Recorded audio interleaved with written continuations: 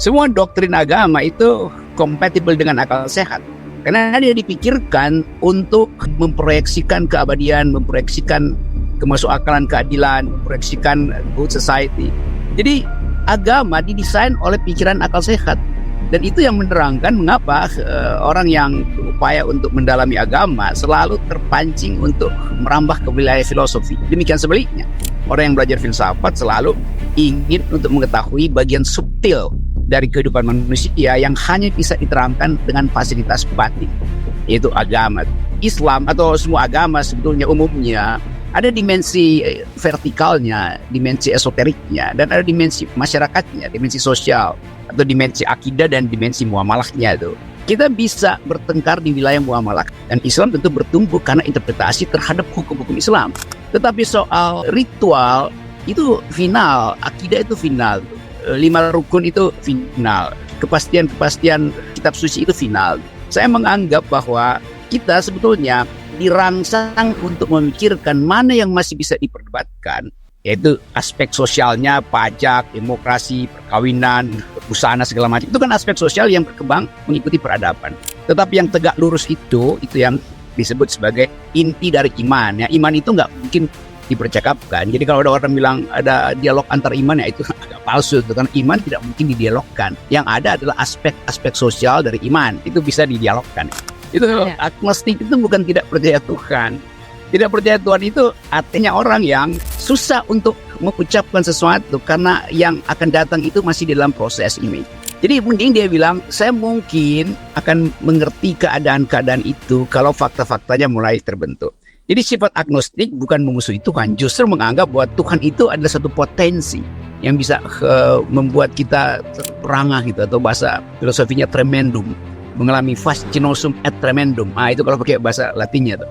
Jadi kita terpukau sambil merasa takut, gemetar, karena berhadapan dengan sesuatu yang tidak kita kenal itu. Tapi kita mesti bayangkan itu karena ada politik harapan, karena ada keakhiratan itu. Yang sebagian orang menganggap agama itu pelipur lara sebetulnya. Ada benarnya, karena beban hidup ini membutuhkan satu potensi untuk dibikin balancing. Karena itu ada yang disebut eskatologi atau politik harapan di dalam pewahyuan atau hal-hal yang menyejukkan batin.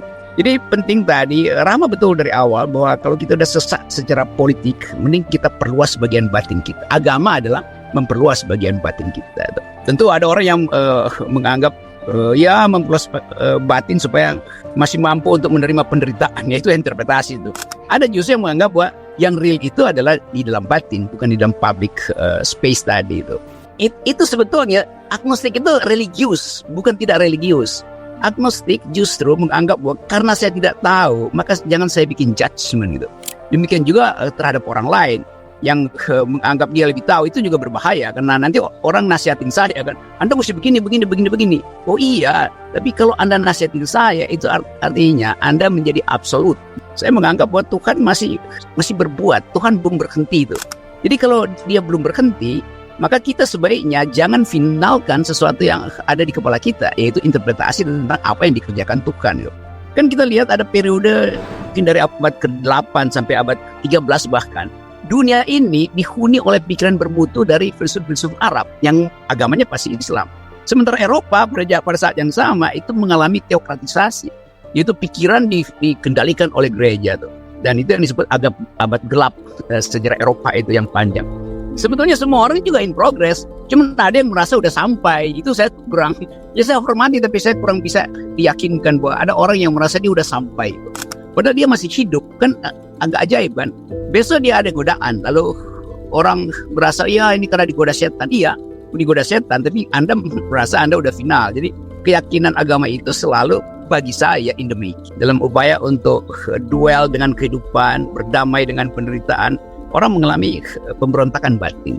Kalau orang misalnya seorang ustadz, tentu dia hidup di lingkungan agama yang terus-menerus membekali dia dengan percakapan-percakapan teologis.